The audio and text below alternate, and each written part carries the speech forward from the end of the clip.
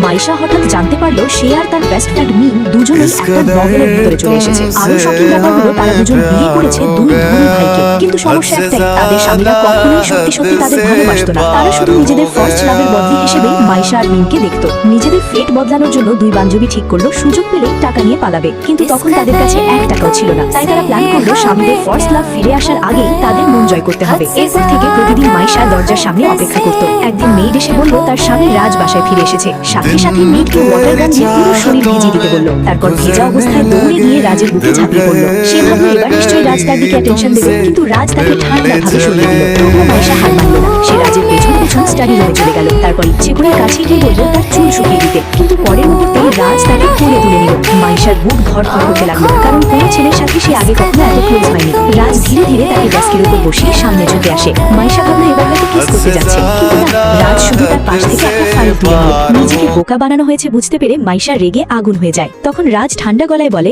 তোমাকে দেখে আমার কোনো ফিলিং আসে না। এই কথা শুনে মাইশার মন পুরো ভেঙে যায়। সে সাথে সাথে মিমের কাছে গিয়ে জিজ্ঞেস করে আমি কি এতটাই আনঅ্যাট্রাকটিভ? মিম উল্টো বলে সমস্যা তোমার না, ওই ছেলেদের টেস্ট খারাপ। তারপর মিমও জানায় তার নিজের হাজবেন্ডকে ইমপ্রেস করার প্ল্যানও ফেল করেছে। দুই বান্ধবী তখন বুঝে যায় এই দুই সিইওর ওপর ভরসা করে লাভ নেই। তাই তারা নতুন প্ল্যান করে। তারা স্ক্রিপ্ট বানিয়ে ইন্টারনেট সেলিব্রিটি হওয়ার সিদ্ধান্ত নেয়। কিছুদিন পর তারা রাস্তায় ফেক ড্রামা শুরু করে। সেখানে মিম অভিনয় করছিল যেন সে নিজের স্বামীর মিস্ট্রেসের সাথে ঝগড়া করছে। মজার ব্যাপার হলো সেই ভিডিও ইন্টারনেটে ভাইরাল হয়ে যায়। দুজন এত খুশি হয় যে রাতে বারে গিয়ে সেলিব্রেশন শুরু করে। তারা ফিউচার লাইভ স্ট্রিম আর অনলাইন বিজনেস নিয়েও আলোচনা করতে থাকে। কিন্তু তারা জানতো না তাদের দুই স্বামীও একই বাড়ি বসে আছে। হঠাৎ মিমের হাজবেন্ড তাকে দেখে ফেলে। তারপর সরাসরি এসে তাকে জোর করে বাড়ি নিয়ে যায়। এদিকে মাইশাও পালানোর চেষ্টা করছিল, কিন্তু ঘুরতেই নিজের স্বামী রাজের সাথে ধাক্কা খায়। নেশার ঘরে সে ভাবলো হয়তো হ্যালুসিনেশন দেখছে, তাই সরাসরি রাজের গলায় হাত জড়িয়ে ধরে। রাজ তাকে শান্ত করার জন্য একটা আইস কিউব তার মুখে ঢুকিয়ে দেয়, কিন্তু পরের মুহূর্তেই মাইশা আইস কিউব মুখে নিয়েই ধীরে ধীরে রাজের গলার দিকে এগিয়ে যেতে থাকে।